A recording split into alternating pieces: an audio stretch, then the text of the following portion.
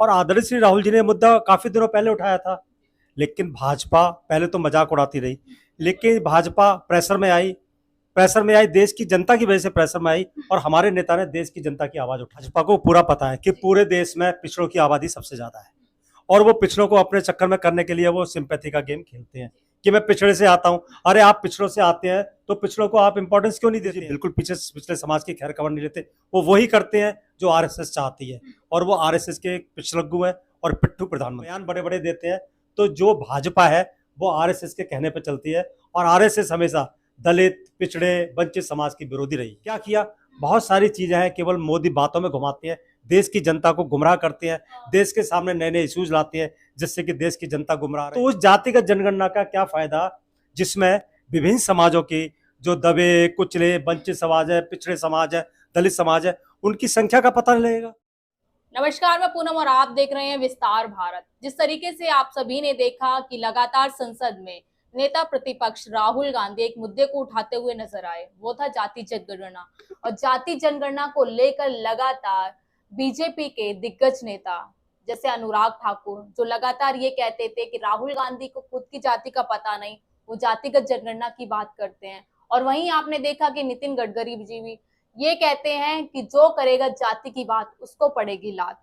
लेकिन ऐसा क्या होता है कि बीजेपी के तमाम दिग्गज नेता ऐसी बयानबाजी करते हैं, उसके बाद मोदी जी ऐलान कर देते हैं कि जातिगत जनगणना होनी चाहिए। तो इसी मुद्दे पे बातचीत करने के लिए हमारे साथ मौजूद हैं जितेंद्र बघेल सर, जो कांग्रेस के राष्ट्रीय सचिव और हरियाणा के सह प्रभारी हैं। सीधा सर से जानने की कोशिश करेंगे कि जातिगत जनगणना को लेकर सर की क्या राय है और अब मोदी जी के ऐलान को लेकर क्या सोच रहे हैं। बहुत बहुत स्वागत है आपका विस्तार भारत में।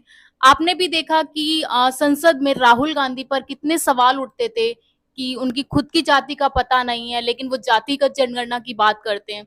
लेकिन तुरंत ही अब बीजेपी सरकार ने ऐलान किया कि जातिगत जनगणना होनी चाहिए। किस तरीके से देख रही है और क्या कारण है उनका? देखिए, हमारे नेता आदरणीय श्री राहुल गांधी जी और श्री खड़गे साहब बहुत दिनों से जातिगत जनगणना की बात कर रहे थे।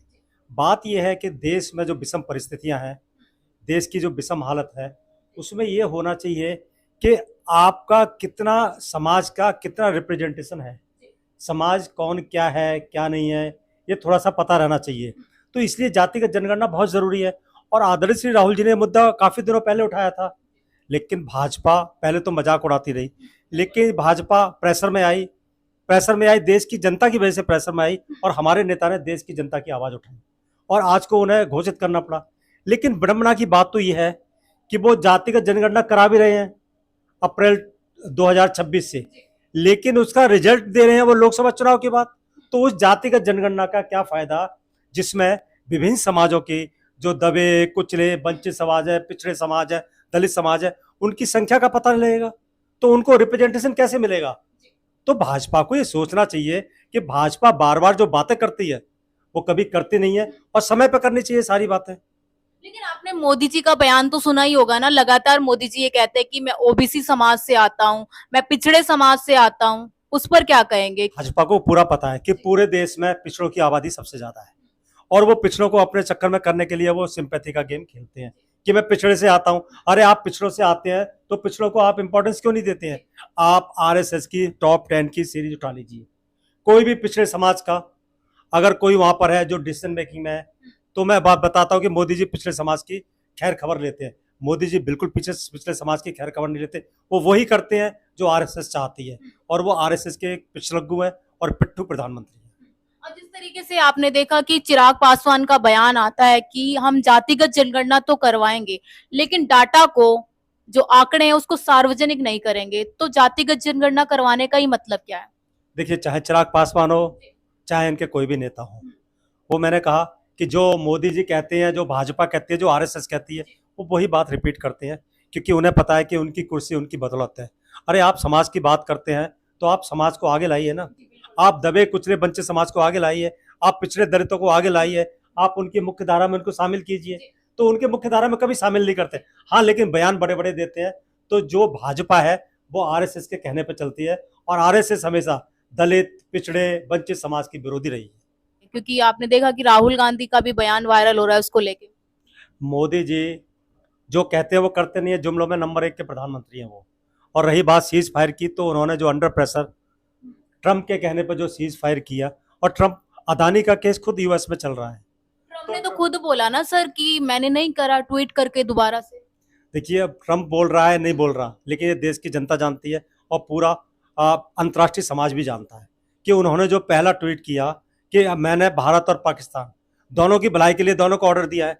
1971 में जब देश की प्रधानमंत्री श्रीमती इंदिरा गांधी जी थी, तो उन्होंने अमेरिका के चक्के छुड़ा दिए थे उन्होंने, और उस पाकिस्तान का 2 भागों में बंटवारा कर दिया था। जब आप कह रहे हो कि आतंकवादी वहां बैठे हैं, आपने आतंकवादियों को मारा, आपने क्या दिखाया? और आप प्रेशर में आप उसको सीज फायर कर रहे हो। अगर आपने युद्ध छेड़ दिया तो पाकिस्तान के चक्के छुड़ा देने चाहिए था। और सबसे पहली बात है, कितने आतंकवादियों को मारा, क्या किया? बहुत सारी चीजें हैं, केवल मोदी बातों में घुमाते हैं, देश की जनता को गुमराह करते हैं, देश के सामने नए नए इश्यूज लाते हैं, जिससे कि देश की जनता गुमराह रहे। अगर यही बात थी तो ऑपरेशन सिंदूर को उन्होंने क्यों बैक दिया?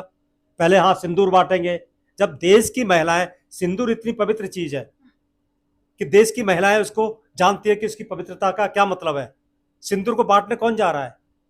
तो ये बहनों के लिए रक्षा करूंगा मैं। सिंदूर का मजाक उड़ाना, रक्षा नहीं करना, सिंदूर का मजाक उड़ाना अगर है तो ये आरएसएस वालों से सीखो।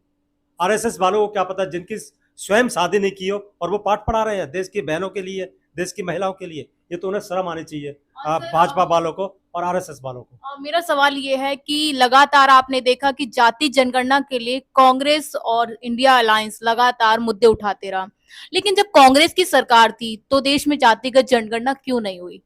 देखिए, जब कांग्रेस की सरकार थी तो 2011 में जनगणना हुई, सब कुछ हुआ, लेकिन हमारी सरकार चली गई। उसके बाद वो ठंडे बस्ते में पूरा इश्यू चला गया। 2014 के बाद भाजपा सरकार में आई तो ये तो कर्तव्य बनता है ना देश के लिए, देश की भलाई के लिए, कि भाजपा को वो चीज लानी चाहिए, देश के पटल पर रखनी चाहिए। लेकिन उससे पहले भी तो कांग्रेस की सरकार थी ना, काफी समय तक। हमने किया, वो हमने 2011 में स्टार्ट किया और हम लाने वाले थे।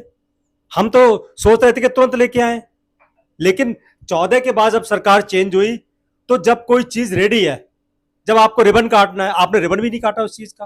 तो ये तो भाजपा की सोची समझी रणनीति है, आरएसएस की सोची समझी रणनीति है कि दलित, कुचले, वंचित समाज और पिछड़े लोगों को उनका हक न मिलने पाए। ये केवल उनका हक न देने के लिए ये काम बार बार कर रहे हैं और इसको लटकाने का काम कर रहे हैं कि कैसे ये काम बढ़ता जाए और इश्यूज को चेंज करते रहे और हम देश की जनता पे, देश के वंचित समाज पे हम लोग राज करते रहे।